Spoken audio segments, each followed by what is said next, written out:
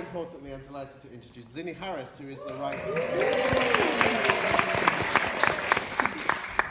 So thanks for coming to our little between shows chat. I always do this every week. Can I check, have you all seen part 1? Yes. And are you all going to see parts 2 and 3? Yes. Is there anybody who's already seen parts 2 and 3? We won't talk about parts 2 and 3 then, because otherwise that would spoil things. Can you all hear me? Yes. Good.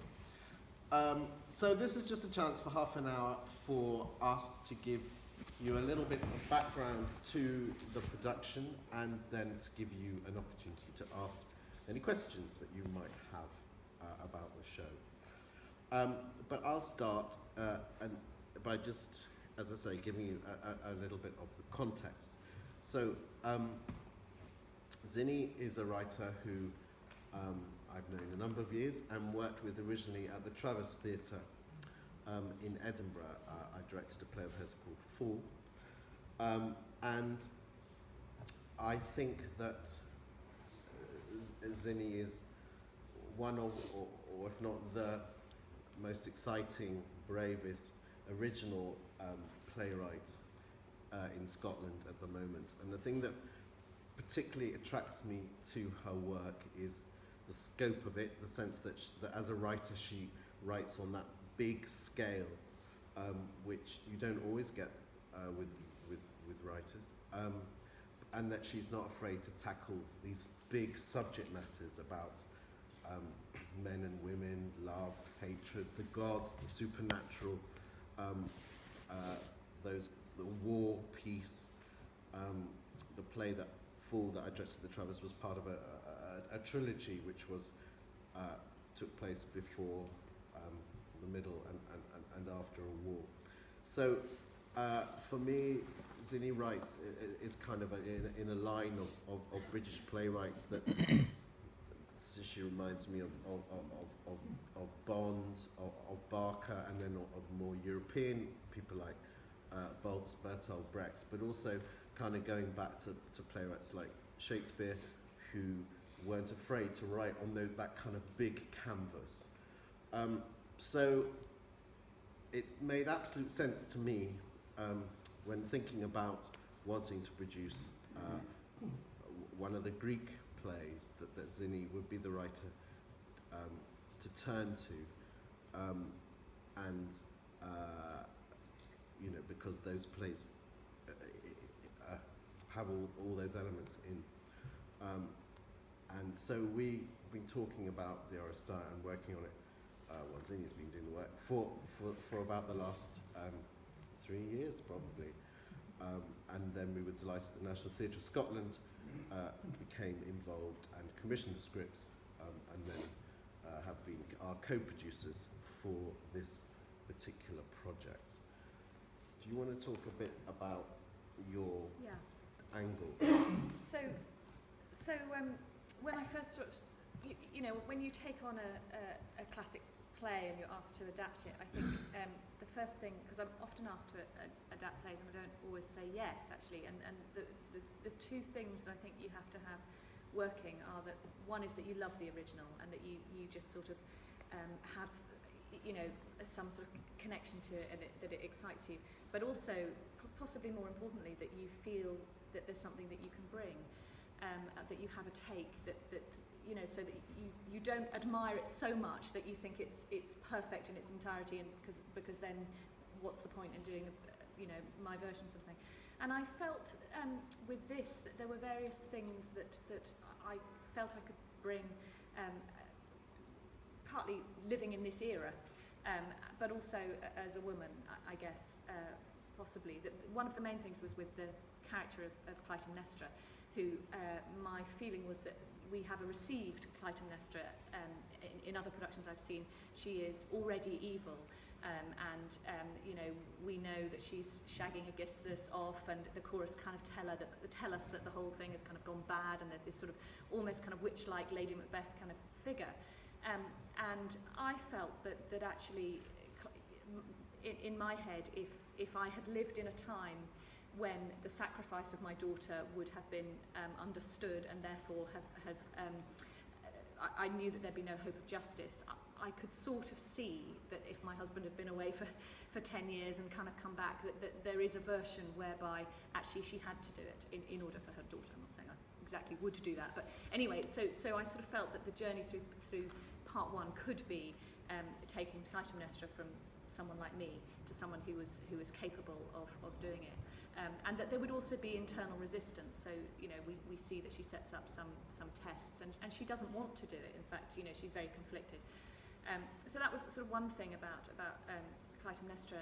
Another thing I felt that I wanted to do is, in the original, obviously Aeschylus is writing 2,500 years ago, and theatre is in a very early form. And the form that it's in is a storytelling form. So we have the chorus. We have moments of scenes, but actually the majority is delivered as storytelling. And I felt that, Ted Hughes had already done the poetic version where he just delivered it in the most beautiful language, so I couldn't compete with that. And really what I had to bring as a dramatist, to take those offstage moments and bring them onto stage. So, the main one being the murder, which actually otherwise happens off and she drags the bodies on, but I sort of felt that an audience would want to see that. But also that the story really is all about Iphigenia. And if you start the story with, in the original there is no ghost of Iphigenia, that's my invention, and if you bring the ghost on stage, it also solves what you do with the chorus, because the chorus, as I said, is a storytelling form, but I wanted them to have some function in the play, and therefore they become the people that watch the ghost every night.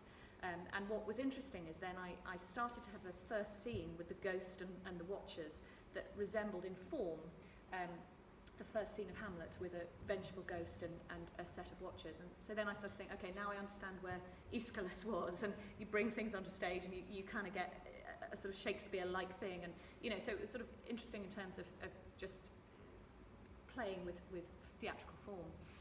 But the other thing I felt I wanted to do is, part one always to me has, the whole murder of Agamemnon in the bath, in the nude, it felt to me that the play is about sex. And the fact that she chooses to kind of kill him in that way, he has killed their daughter, the kind of product of their union, and that Aeschylus possibly was being slightly coy about the way that she enticed him to the bath.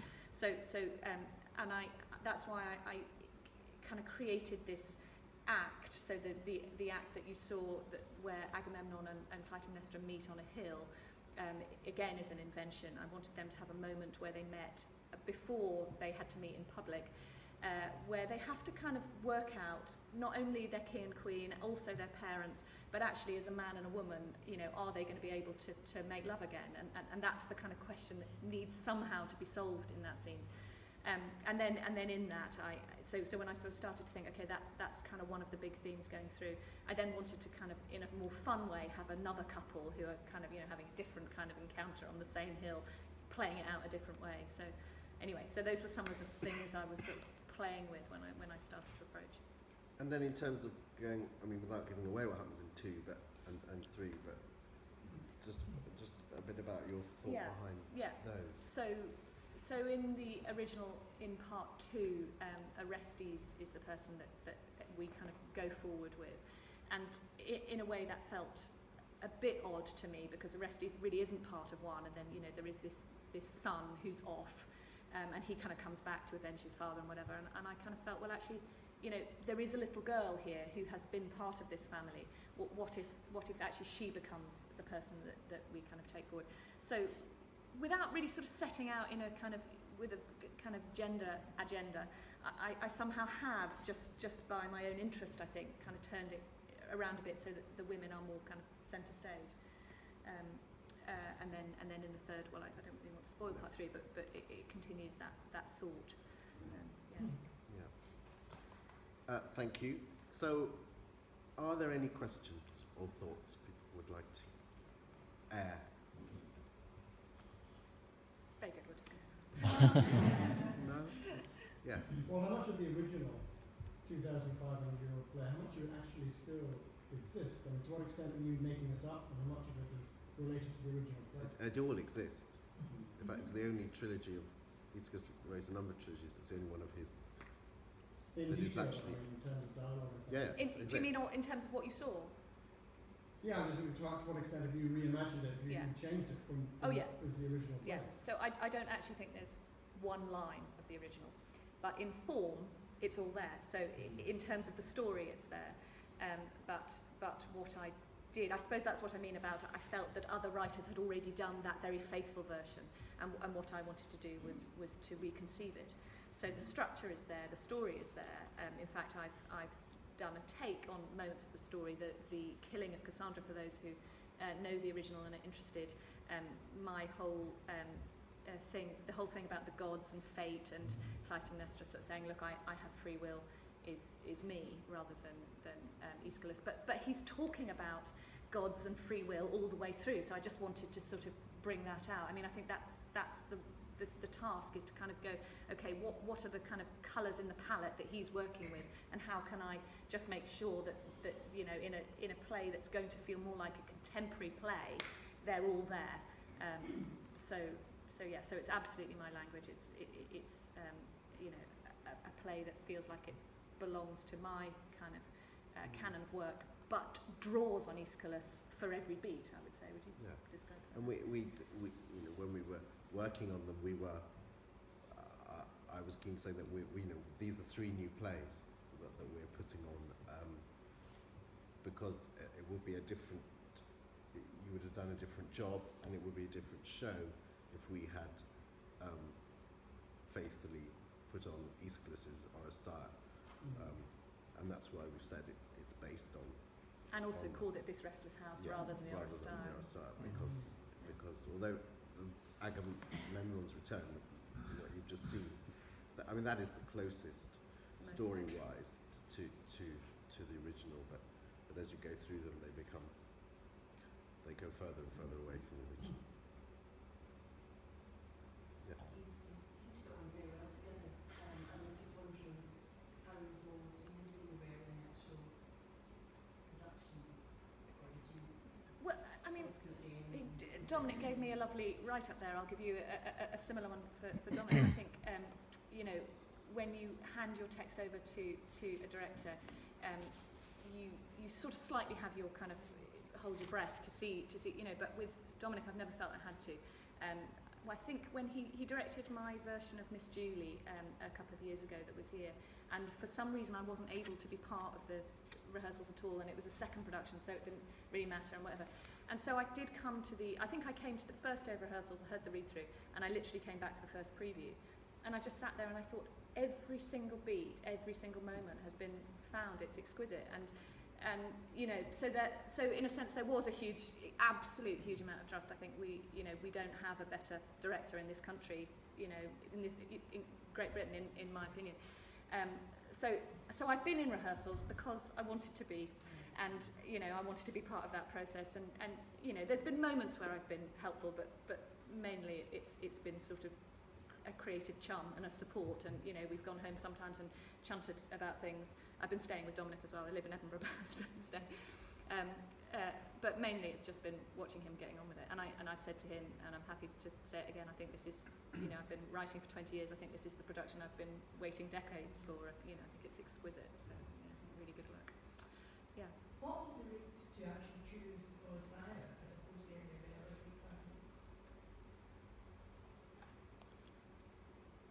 I don't know. I think it's the one, isn't it? You know, back I had. So, well, the back I had been done in recent history to be honest, I don't even know how aware I am of the others. I remember seeing the Oresteia, Peter Stein's production in the early 90s in the International Festival, and being really struck by it, and not particularly revisiting it in between, but just, you know, always kind of at the back of you thinking about Clytemnestra, actually, just thinking, you know, about her as a character. And I suppose we were looking for a big project together, and it seemed like a good one. I can't think of a better answer, actually. Well, I think we were just interested in that one.